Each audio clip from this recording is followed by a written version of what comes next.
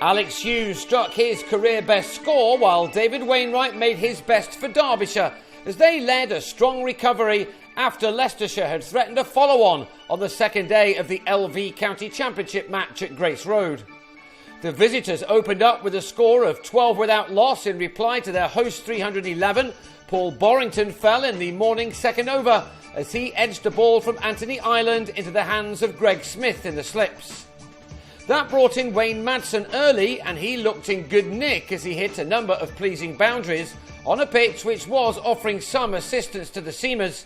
That has often been the case at Grace Road this season, a ground where the balance between bat and ball has just about always been fair.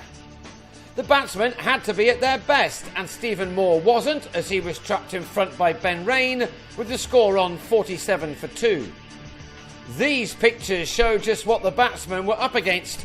Both Rain and Rob Taylor kept up the pressure by producing the occasional jaffa, which were too good even for the likes of Marcus North and Madsen, two very talented cricketers. Lunch came early because of rain, and when the players returned to the middle, the man called Rain produced another cracker to have Madsen held by Ned Eckersley after making 27 out of his side 68 for 3. It was tough going for the visitors, who began this match out of sorts at the foot of the LV County Championship and without a win in any game of cricket this year. North and Scott Elston had to take advantage of any loose delivery, and they were able to take the total up to 90 before Leicestershire began to take control.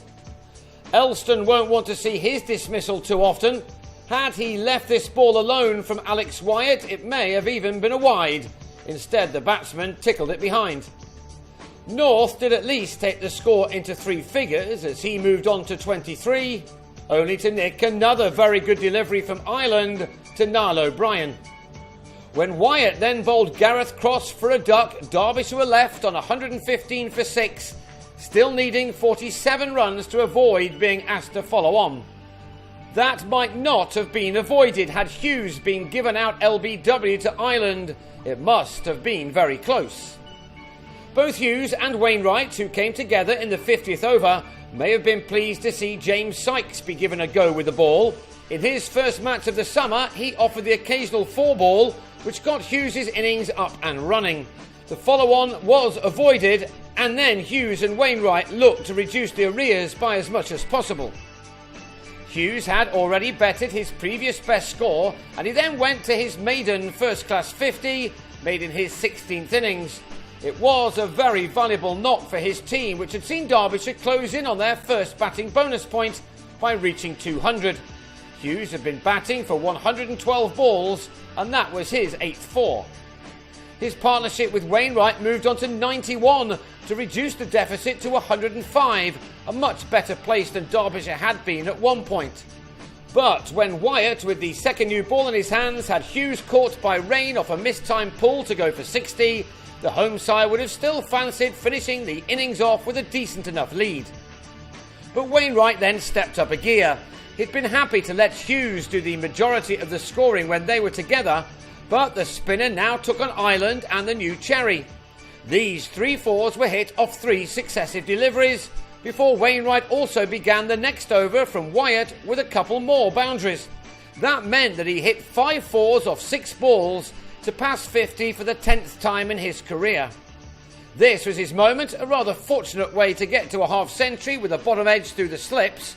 The former Yorkshire player's previous best for this county was the 54 not out he made against Surrey at the Oval last year.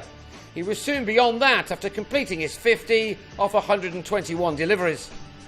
It looked as if he might be left high and dry, however, as he lost Tony Palladino for a couple at the other end, Angus Robson with the catch off the bowling of Rain, who's having a fine match. As it turned out, that was to be Leicestershire's last success, as Wainwright and debutant Tom Taylor saw out the last 17 overs. Wainwright had a moment or two, but by the close he was nearing his first 100 for Derbyshire and the third of his career. He would have been delighted with the way that the 19-year-old Taylor stayed with him for the last hour of the day. Taylor will go into day 3 on 20, while Wainwright is on 83, and between them they've carried the total to 279 for 8, which means that there is little to choose between these two East Midlands rivals. In fact, the visitors are now just 32 runs behind.